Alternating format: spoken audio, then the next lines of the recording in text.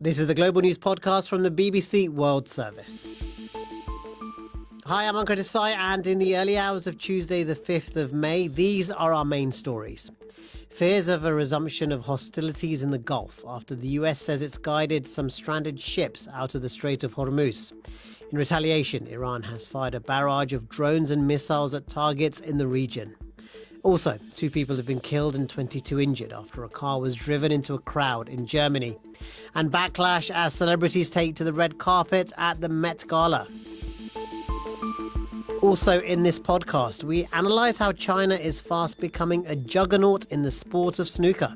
My parents are the true champions. My dad has been my side. My mom has also going through a lot over the years. They are the source of my strength. I love them so much. As a 22-year-old sensation, Wu Yize has won the World Snooker Championship in a final frame thriller. We begin in the Middle East, where the US-Iran ceasefire is on very shaky ground. The United Arab Emirates says Iran has fired missiles and drones at its territory, accusing the country of dangerous escalation. A strike on an oil port sparked a fire, injuring 3 people. This is the first time the UAE has been targeted since the ceasefire was agreed 4 weeks ago. The attacks came in response to President Trump launching his Project Freedom operation to get stranded commercial vessels out of the Strait of Hormuz. The US said American missile destroyers and merchant ships had sailed through the strait and several Iranian small boats were destroyed. From Washington, here's our North America correspondent, David Willis. Donald Trump has said the US effort to guide stranded ships out of the Strait of Hormuz is in response to pleas for help from countries all over the world. He's called it an humanitarian gesture and given it the name Project Freedom. But the move is threatening to undo an already fragile ceasefire that's been in place between the United States and Iran for the last month. The head of US Central Command, Admiral Brad Cooper, told reporters that Iran had used cruise missiles, drones and boats to try to disrupt the mission, and US forces had already sunk 6 Iranian ships that were targeting civilian vessels in the region. Retired US General Jack Keane told the BBC low-key mine-clearing operations and other such preparations have been underway in the Strait of Hormuz for some time. And we've been in communication with ship owners, ship insurers, and the merchant ship captains themselves for a number of weeks. We told them what our intent is, and we do believe that likely beginning tonight, a number of them will begin to conduct that transit. As of now, there are no plans on our part to do any escorting of vessels through that. We're telling them the straits are clear. US Central Command said guided missile destroyers belonging to the American Navy had passed through the Strait of Hormuz and that American forces were assisting transit for commercial shipping with Navy destroyers and warplanes on hand to shoot down missiles or repel fast boat attacks by Iran. But it's a high-risk strategy, and so far there are few signs that tanker owners seem sufficiently confident or sufficiently insured to take advantage of it. Raman Kapoor is the captain of a crude oil tanker stuck in the Gulf. First and foremost is my crew's safety first, and then my ship's safety. So as a captain, I would not take this risk at the moment. Writing on his Truth Social platform, Donald Trump said Iran had taken some shots, as he put it, at US allies in the region, among them a South Korean cargo ship, and that no other vessels had been damaged going through the strait. Iran claimed earlier that it had hit a US warship in the region. Perhaps it's time for South Korea to come and join the mission, the president added. David Willis in Washington. Well, in a social media post, the Iranian Foreign Minister Abbas Araghchi warned the US not to be dragged back into a quagmire. So why has President Trump decided to potentially jeopardize the ceasefire? We asked our North America editor, Sarah Smith. When Donald Trump launched his Project Freedom, I don't think he was trying to deliberately provoke the Iranians or trying to disrupt the ceasefire. What he wanted to do was tackle his biggest domestic problem, which is the way the blockade of the Strait of Hormuz is putting prices up here in America and around the world. And that is, of course, what is making his war in Iran so very unpopular with the American public. So the thing is that it was inevitable. If the US was going to try and get tanker ships moving through the strait, that this was going to risk the exchange of fire, which is, of course, exactly what happened today, that threatens the fragile ceasefire. On top of that, we've had Donald Trump saying that the US is ready to launch new attacks on Iran from the American bases in the region if that's what is required. But as I say, I don't think that was his purpose. The reason that he has been taking this action has got more to do with lowering prices than it has to do with restarting hostilities. It's just that if that was his aim, that hasn't been very successful either, because as a result of what's happened today, the oil price has gone up and the value of the US stock market has gone down a bit. Our international editor, Jeremy Bowen, says the conflict is again at a very dangerous juncture. It was inevitable that something like this was going to happen. And this is the way that wars escalate. These are moments where miscalculations about each other's motives are likely and possible and dangerous. And that is the problem that they're facing at the moment. America's strategic bind is they need to get that strait open. The Iranians want to show that they're going to keep it closed or at least controlled. And the foreign minister today has been saying to MPs that not only are no nuclear talks going on with the Americans, but there will be no going back to the way things were before the war started on the 28th of February, that no hostile vessels from hostile nations would be allowed through, that there would be new mechanisms to control the strait. Let us not forget the strait was open before America and Israel attacked. And now actually opening it has become a major war aim of the war that didn't seem to have clear strategic reasoning behind it when it stopped. As for the Gulf states, deeply alarming. Sources I've been speaking to absolutely reflect the public statements as well. The UAE particularly said publicly they will not be intimidated. They bought a whole lot of new weapons from the Americans. So, look, this is a time for steady and calm leadership in Tehran and in Washington. Are we going to get it? Jeremy Bowen reporting. 2 people were killed and several others were injured on Monday when a car drove into a central pedestrian zone of the eastern German city of Leipzig. Police say the 2 dead are a 63-year-old woman and a 77-year-old man, both German nationals. It's the latest in a spate of such incidents in recent years in Germany. Police say the driver, a 33-year-old German man, has now been arrested. The mayor of Leipzig, Burkhard Jung, said it was devastating. A terrible tragedy has unfolded in Leipzig. We're stunned by what has happened. A man has driven at high speed into the shopping district. We're mourning 2 deaths, with 3 people currently in a critical condition and many others injured. It's impossible to find the right words to describe this horrific rampage. Authorities say they do not yet know a motive, but say the man has previously suffered from mental illness. With more details about what happened, here's Bethany Bell.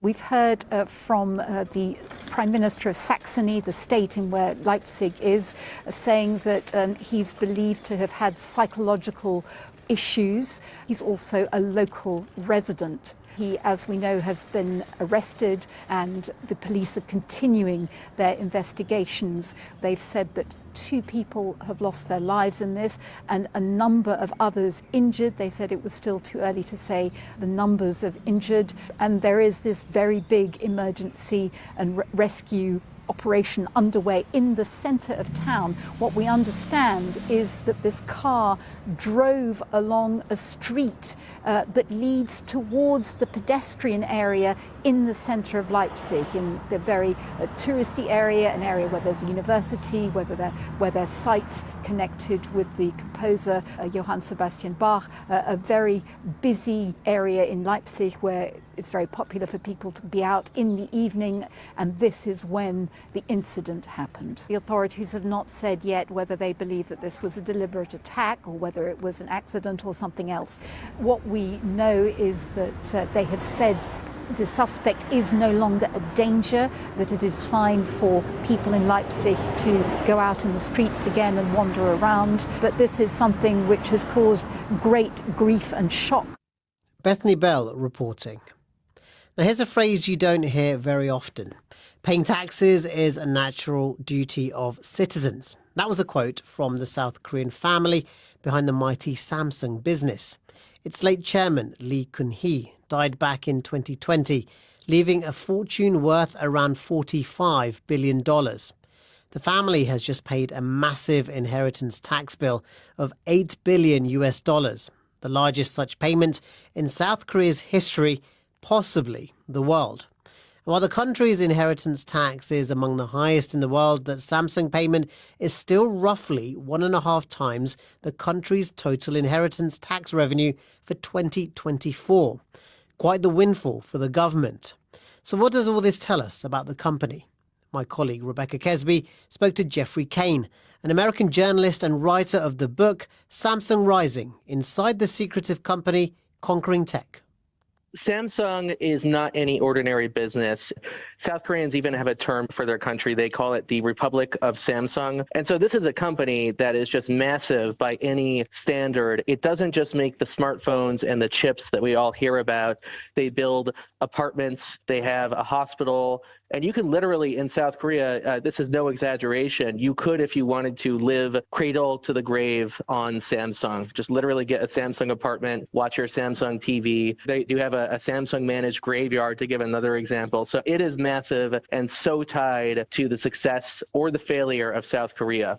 It's the company that's the nameplate brand of South Korea. What Samsung does reflects on the country. Were you surprised at how enthusiastic the family was to pay this inheritance tax? I was absolutely surprised, because getting to this point has been a seemingly never-ending succession of scandals and jail sentences. It's just been wild. It is a very high percentage that people pay in South Korea for inheritance tax. I think it's 50%, which is the highest in the world, I think, or among the highest in the world. It's really stunning what Samsung has done. A lot of people did not expect so much money to, come so seemingly easily.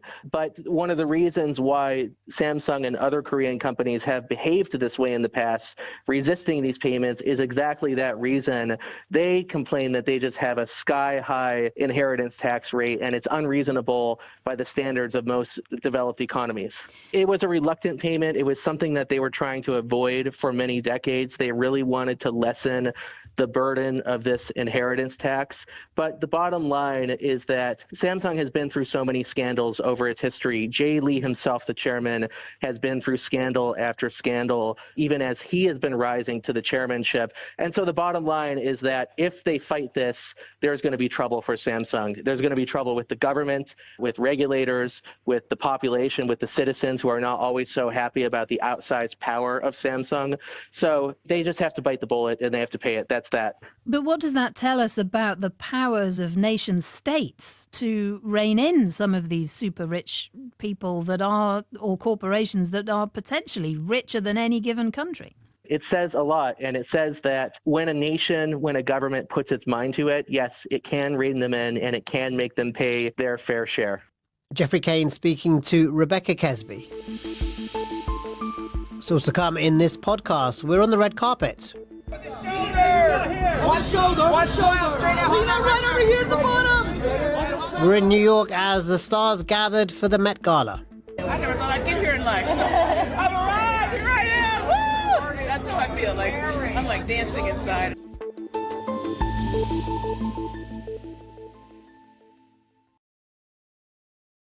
This is the Global News Podcast. European leaders gathered in Armenia have stressed the need for a coordinated approach to security in response to global turmoil and strained relations with Washington. The EU Commission President Ursula von der Leyen said Europe must step up its military capabilities by speeding up production. We have to step up our military capabilities to be able to defend and protect ourselves. There is a vast amount of money available for the investment. Now we really have to step up and speed up the production process for military capabilities. The European Political Community, or EPC, was set up after the Russian invasion of Ukraine in 2022. The country's President Volodymyr Zelensky told the summit Ukraine was ready to help bolster European defence resources. Also attending the meeting was the first non-European, Mark Carney, the Prime Minister of Canada. Our correspondent James Waterhouse is in Yerevan. He spoke to my colleague Alex Ritson about the meeting. It really is. This is a European bloc trying to take on a growing list of very real challenges. It's not now just about the war in Ukraine. That, of course, is high up on the agenda. We've seen continued support announced for Ukraine today. But there is also the war on Iran, this US-Israeli-led military operation against Iran that is causing endless economic shockwaves, not least from the blocking of the key shipping lane of the Strait of Hormuz. And to add to that, Donald Trump's frustration with Europe's defence spending is not new. What is, I think, is that indifference to European security now developing into withdrawal, because Donald Trump had a falling out with the German Chancellor Friedrich Merz a few days ago, where the latter suggested the US had no strategy when it came to its war on Iran. Donald Trump has now pulled 5,000 troops out of Central Europe.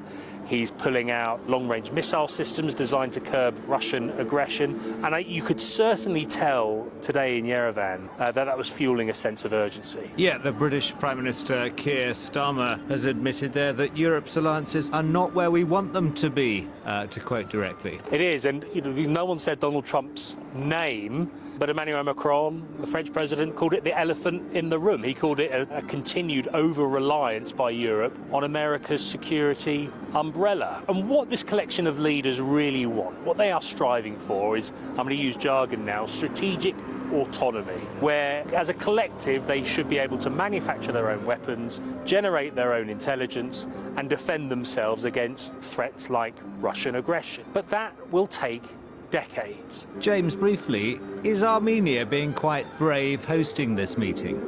It's an interesting balancing act for Armenia. This is a country historically that has had political and cultural ties with Russia. It still buys Russian gas at a discounted rate, but recent events and political turnings of the tide mean that Nikol Pashinyan, the Prime Minister, he is looking to align the country westwards. He is wanting to join the European Union.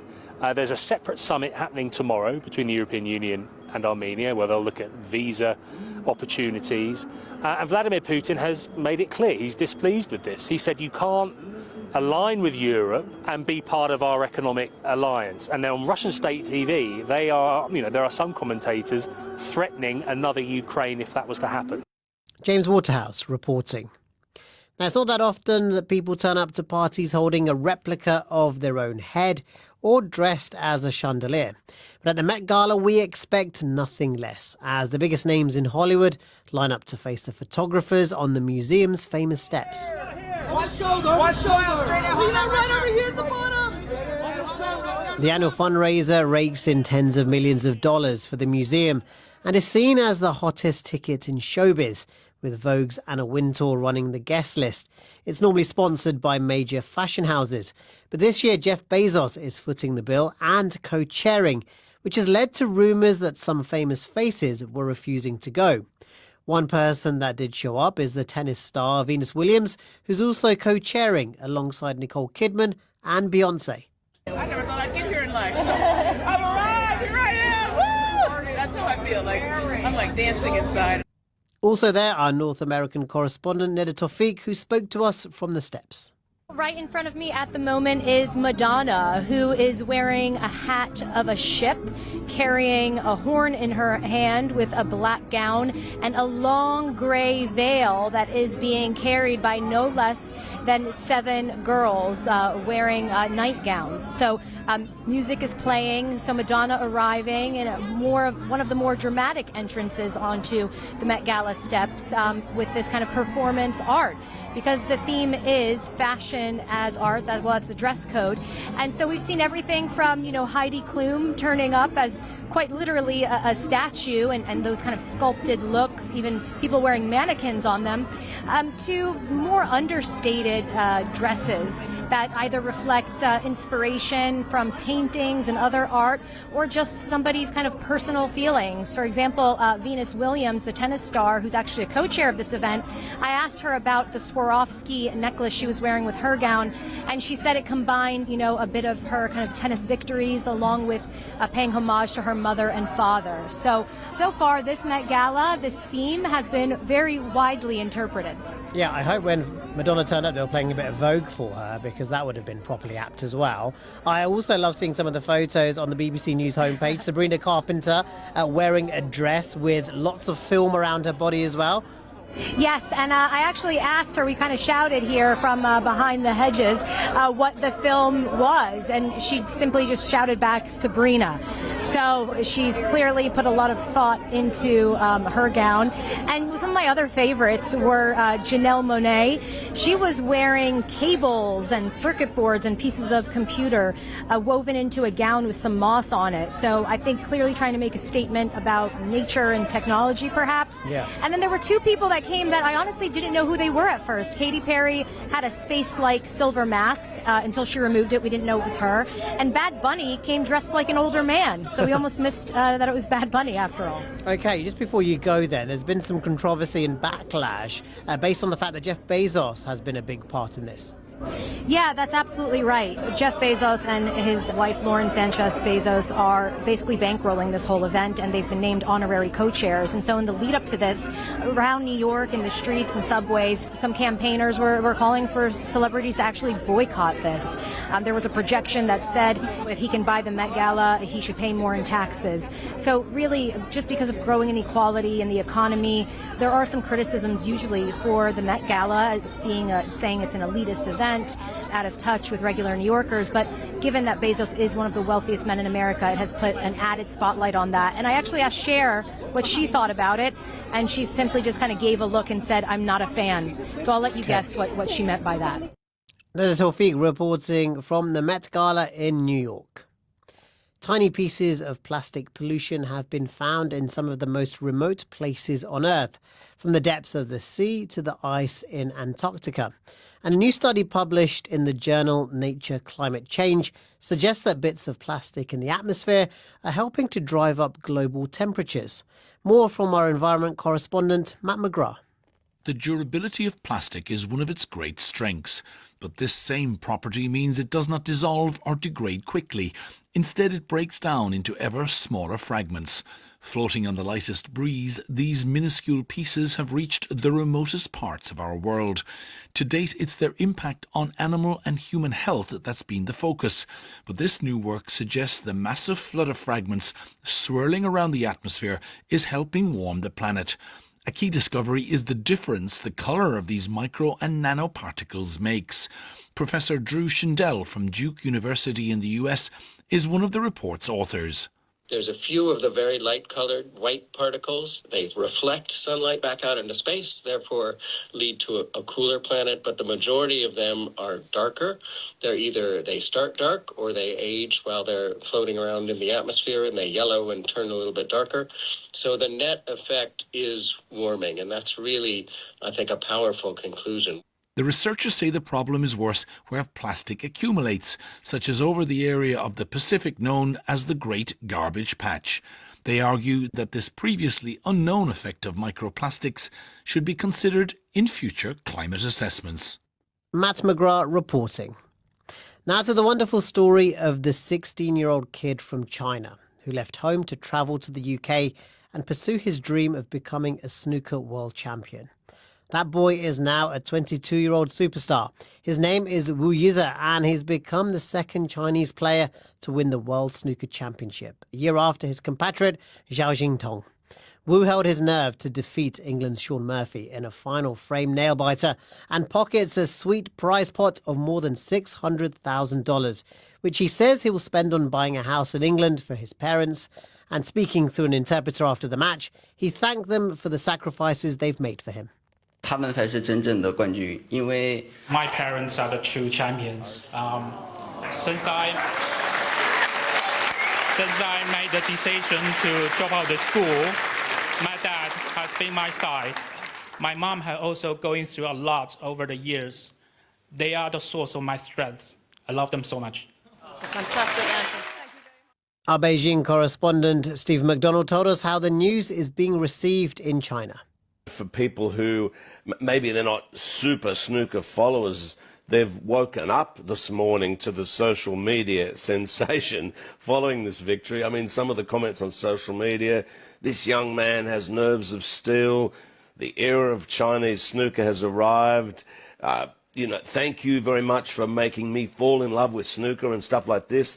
I mean, on China's version of Twitter, which is Weibo, the hashtag Wuizi winning the world championship had, 18 million hits when I last looked. It's the top trending topic on there. And the Chinese march into the snooker world continues. I mean, for people who aren't aware, for example, you've got 129 professional snooker players in the world on the circuit. 32 of them are now Chinese. That's a quarter of all players, the largest number outside of Britain. And so you can see why people in China are getting very excited about snooker and the prospects for snooker in this country in the future. And Stephen, this goes back to a player called Ding Junhui, who made the breakthrough, let's say, 15, 20 years ago as a teenager himself. And that seemed to be the catalyst, didn't it, for a lot of the training academies and a lot of the next generation to follow in his footsteps, because there hadn't been much snooker heritage besides him in the country historically. Yeah, exactly. And he's actually been making comments himself, as you might expect, like proud as punch. He came second, and it was, as you say, the breakthrough moment. But he's on social media saying, look, we can go on from here, cheering on China's snooker players of the future. And, the other thing is that for Wuizi, like you mentioned his story earlier on, I mean, he comes from a place called Gansu in the west of the country. It's kind of known as it's a kind of less developed place, famous for desert and this type of stuff. I mean, he comes from a big city there, but he left school, dropped out with the support of his parents, moved to Sheffield and joined this group of Chinese players who are now based in Sheffield. That's how serious they're getting about snooker here. And it's really a sort of rags to riches tale for him. He started in Britain, living in a flat there in the same bed as his dad with no windows. And so for him to come through, become the world champion, wins all this money, says he's going to buy a house for his parents, it really is fairy tale stuff. Our Beijing correspondent, Stephen McDonnell. And that's all from us for now. If you want to get in touch, you can email us at globalpodcast@bbc.co.uk. You can also find us on X at BBC World Service. Use the hashtag Global News Pod. And don't forget our sister podcast, The Global Story, which goes in depth and beyond the headlines on one big story. This edition of the Global News Podcast was mixed by Alana Bowles and the producer was Helena Berg. The editor is Karen Martin. I'm Ankur Desai. Until next time, goodbye.